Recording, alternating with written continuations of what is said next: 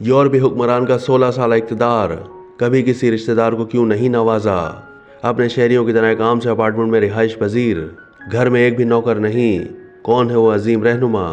زبردست کالم نگار مظہر برلاس نے اپنے کالم میں برطانیہ میں پاکستانیوں کے ساتھ اپنی ملاقاتوں کا تذکرہ کرتے ہوئے لکھا ہے کہ کچھ پاکستانیوں نے تو بڑی بھیانک تصویر پیش کی ہے، مگر زیادہ تر پاکستانیوں کا خیال ہے کہ پاکستان جیل میں بند قیدی رہنما کی قیادت میں ترقی کرے گا اور ملک بہت جلد دنیا کے عظیم ملکوں میں شامل ہو جائے گا۔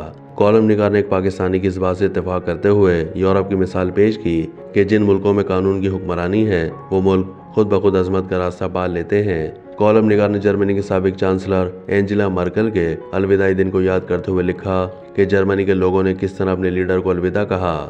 یہ بھی عجیب منظر تھا۔ جرمنی کے لیڈر اپنی بالکونی سے باہر آئیں تو پورے ملک کے لوگ 6 منٹ تک کھڑے ہو کر تالیاں بجاتے رہے۔ اقتدار کے 16 سالوں میں اینجلا مرکل نے اپنے کسی رشتہ دار کو کسی حکومتی عہدے پر تعینات نہیں کیا تھا۔ وہ اتنی سادہ تھیں کہ انہوں نے ریئل اسٹیٹ کا کام نہیں کیا، کبھی کاریں خریدیں، اینجلا پلاٹوں کے پیچھے بھی نہ پڑیں، انہوں نے نجی طیارے خریدنے کی کوشش بھی نہیں کی۔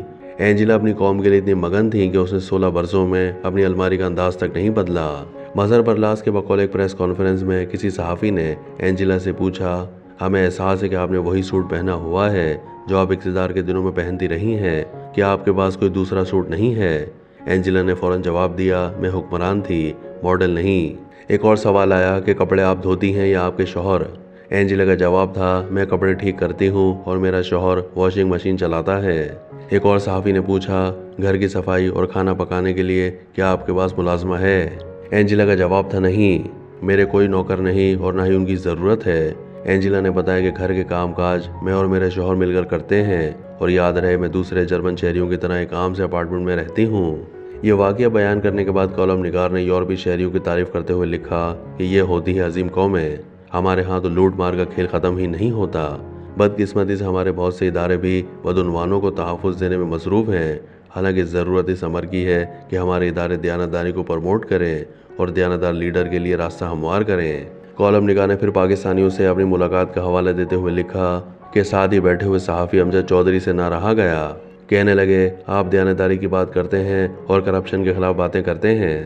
ابھی حال ہی میں سابق army chief general Qamar Javed Bajwa کے بھائی جاوید اقبال باجوہ کو جعلی ڈگری پر PIA سے فارغ کیا گیا ہے۔ موصوف برمنگھم میں PIA کے ڈپٹی اسٹیشن مینیجر بن گئے تھے، انہیں 30 جولائی کو PIA کے فائنانس مینیجر کے ذریعے شوکاز نوٹس جاری کیا گیا، انہیں FA کے جعلی سرٹیفکیٹ کے الزام میں برطرف کیا گیا۔ کالم نگار مظہر برلاس نے اس مسئلے پر چند سوالات اٹھائے۔ نمبر 1، جاوید باجوہ کو کس کی سفارش پر بھرتی کیا گیا؟ اس کی گردن کیوں نہیں مروڑی گئی؟ نمبر 2، جاوید اقبال باجوہ نے سال ہر سال سرکاری تنخواہیں لیں، کیا ان تنخواہوں کی واپسی ہو گئی ہے؟ اگر نہیں ہوئی تو ان سے تنخواہوں اور دیگر فوائد کی مد میں پیسہ واپس لیا جائے۔ نمبر 3، برمنگھم جیسے اہم اسٹیشن پر انہیں کس کی سفارش پر لگایا گیا؟ ان سب کرداروں کو نہ صرف بے نقاب ہونا چاہیے بلکہ انہیں سخت سے سخت سزا دینی چاہیے۔ اگر دیانتداری اور قانون کی حکمرانی ہوتی تو نہ جاوید اقبال باجوہ PIA میں بھرتی ہوتے، نہ اس کی کوئی سفارش کرتا اور نہ ہی یہ تنخواہیں ہڑپ کر کے بیٹھ جاتا۔ یہ بنیادی فرق ہے قانون کی حکمرانی اور لاقانونیت میں۔